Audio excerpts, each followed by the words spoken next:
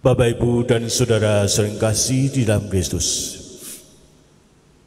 Dalam kehidupan kita sehari-hari, sadar atau tidak, sebagai manusia selalu membanding-bandingkan antara yang satu dengan yang lain. Ketika melihat orang yang berpakaian necis, berjas, bukan juga berdasi, lalu pikiran kita menganggap dia adalah seorang pejabat, seorang yang sungguh-sungguh dihormati dalam masyarakat dan sebagainya.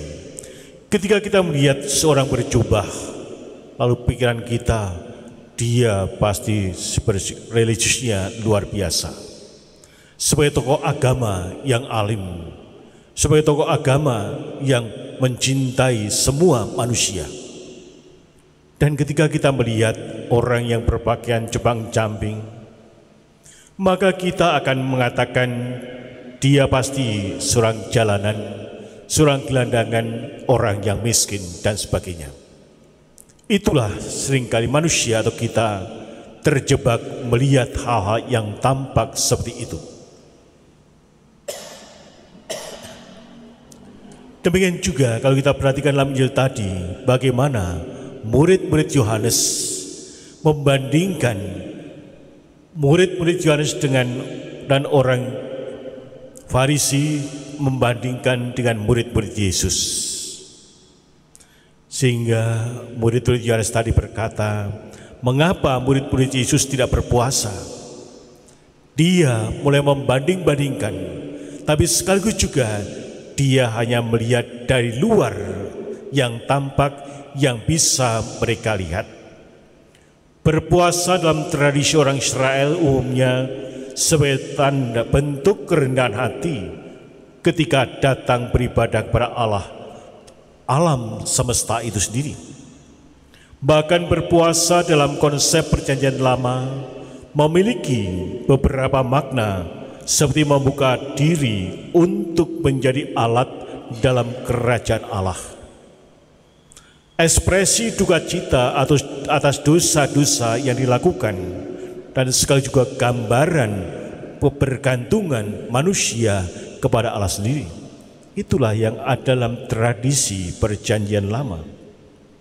Sehingga Bapak sekalian menarik untuk mencermati perkataan dari murid-murid Yohanes Pembaptis yang mereka berkata, mengapa kami dan orang Farisi berpuasa tetapi murid-muridmu tidak? Kalau kita cermati, perhatikan dengan baik, hal ini menunjukkan bahwa murid-murid Yohanes Pembaptis dan orang-orang Farisi secara teratur dan rutin melakukan puasa. Puasa merupakan hal umum yang dilakukan masyarakat Yahudi pada masa perjanjian baru.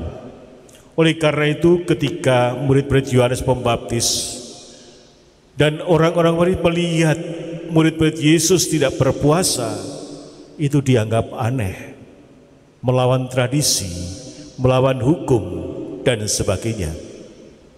Karena mereka melakukan puasa itu secara rutin. Maka tidak aneh juga kalau murid-murid Yohanes Pembaptis tadi mempertanyakan, mengapa murid-muridmu tidak berpuasa? Bapak, Ibu, dan saudara kasih, pertanyaan yang diajukan oleh murid-murid Yohanes Pembaptis dijawab oleh Yesus Kristus dengan pertanyaan yang tidak memerlukan jawaban. Pintar sekali ketika Yesus ditanya tentang mengapa murid-muridmu tidak berpuasa. Yesus balik bertanya, dapatkah sahabat-sahabat mempelai laki-laki berduka cita selama mempelai itu bersama mereka? Pertanyaan ini tidak memerlukan jawaban. Yang diharapkan adalah mereka sendiri harus bisa menjawab. Tidak mungkinlah kalau orang-orang yang bersama-sama dengan mempelai dan bersuka cita, mereka akan bersedih hati.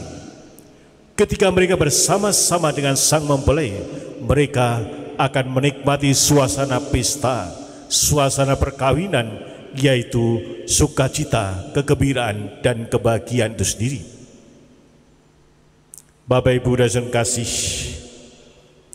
Nabi Yesaya dalam bacaan pertama tadi mengkritik kesalian palsu dan semu yang dilakukan oleh orang-orang Farisi. Kritik terhadap tindakan atau aksi puasa orang-orang Yahudi. Yesaya berkata bahwa puasa orang-orang Yahudi itu sama sekali tidak berfokus kepada Allah. Sehingga Nabi Yesaya tadi berkata, sesungguhnya pada hari puasamu engkau masih tetap mengurus urusanmu, dan kamu mendesak-desak semua buruhmu. Sesungguhnya kamu berpuasa sambil berbantah dan berkelahi, serta memukul tinju dengan tidak semena-mena. Dengan caramu berpuasa seperti sekarang ini, suaramu tidak akan didengar di tempat tinggi. Kritikan yang tajam yang ditujukan kepada orang-orang Yahudi yang merasa taat sekali pada aturan berpuasa itu sendiri. Bapak, Ibu, dan saudara kasih, dalam masa Prapaskah kita juga melakukan pantang dan puasa. Sangat diharapkan bahwa puasa kita bukan sekedar kewajiban atau mentaati aturan gereja seperti murid-murid Yohanes Pembaptis dan orang-orang Farisi. Puasa kita bukan soal makan minum semata-mata. Makan minum hanyalah salah satu bentuk dari puasa itu sendiri. Maka puasa orang Katolik tidak akan terganggu atau tergantung urusan jual beli. Restoran akan tetap buka, warung-warung di jalanan akan buka atau tidak, itu bukan urusannya. Sehingga tidak tergantung pada semuanya. Puasa Katolik terkait dengan pengendalian diri demi nilai-nilai yang lebih luhur. Yang dikendalikan adalah diri sendiri dan bukan mengendalikan orang lain. Inilah yang sering salah kaprah. Diri kita sendiri yang harus kita kendalikan dan bukan berusaha mengendalikan orang lain. Orang lain mereka ngatur sendiri bagaimana mereka. Sehingga tekanan utama dalam puasa Katolik adalah sikap batin, pertobatan, penyangkalan dan pengendalian diri, serta tanda berempati dengan orang-orang yang miskin. Puasa adalah latihan rohani yang mendekatkan diri kita pada Tuhan dan kepada sesama, sehingga kita tidak hanya mengejar dekat dengan Allah, tetapi jauh dengan manusia.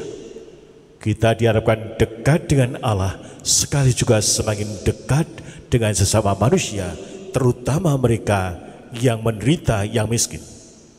Berpuasa akan memurnikan hati kita. Dengan berpuasa kita mengungkapkan rasa lapar akan Allah dan juga kehendak-Nya, akan sabdanya. Dengan mengorbankan kesenangan dan keuntungan sesaat demi merasakan sedikit penderitaan Yesus demi keselamatan dunia. Sehingga kalau kita setiap Jumat nanti melakukan jalan salib, kita hanya mau merasakan sedikit penderitaan yang dialami Kristus di dalam perjalanannya ke puncak Kalvari itu sendiri. Bapak, Ibu, dan saudara kasih, apabila dikaitkan dengan konteks murid-murid Yohanes yang menanyakan mengapa murid-murid Yesus tidak berpuasa, puasa seharusnya bukan sekedar menahan lapar dan haus, melainkan membawa orang yang berpuasa untuk menyadari bahwa dirinya membutuhkan Allah. Sehingga pada masa Prapaskah ini kita diharapkan semakin meningkatkan, saya ini butuh Allah dalam hidup kita. Kita tidak mungkin berjalan sendirian. Puasa membawa seseorang semakin mengasihi Allah dan juga semakin mengasihi sesama manusia. terlebih-lebih yang ada di sekitar kita yang sungguh memerlukan pertolongan kita. Puasa merupakan pintu masuk bagi seseorang untuk semakin peka terhadap kehendak Allah dan juga semakin peka dengan situasi yang ada di sekitar kita. Maka pada saat kita berpuasa, sekali juga melakukan amal kasih, aksi puasa pembangunan, artinya kita diajak semakin merasa solider dan juga semakin merasakan penderitaan sama manusia. Apa yang kita sisihkan selama Prapaskah akan dipergunakan untuk orang-orang yang sungguh-sungguh memerlukannya. Sehingga dengan demikian kita mempunyai suatu tujuan yang jelas, saya semakin peka terhadap penderitaan sama manusia. Maka Bapak sekalian, kita jangan terkecoh seperti murid-murid Yohanes yang hanya melihat bungkusnya, tidak pernah melihat isinya. Kita bisa membandingkan sebuah botol yang diisi air mineral mungkin harganya 3.000, tapi ketika diisi madu harganya sudah ratusan ribu. Tapi ketika diisi dengan parfum minyak wangi mungkin harganya jutaan bagi ibu-ibu yang suka minyak wangi. Dari sini kita melihat bahwa isinya yang menentukan. Maka marilah kita dalam masa Prapaskah ini perhatikan isi hidup kita, hati kita, daripada hal-hal yang lahiriah yang bisa dilihat orang-orang yang ada di sekitar kita. Allah melihat hati manusia sedalam-dalamnya.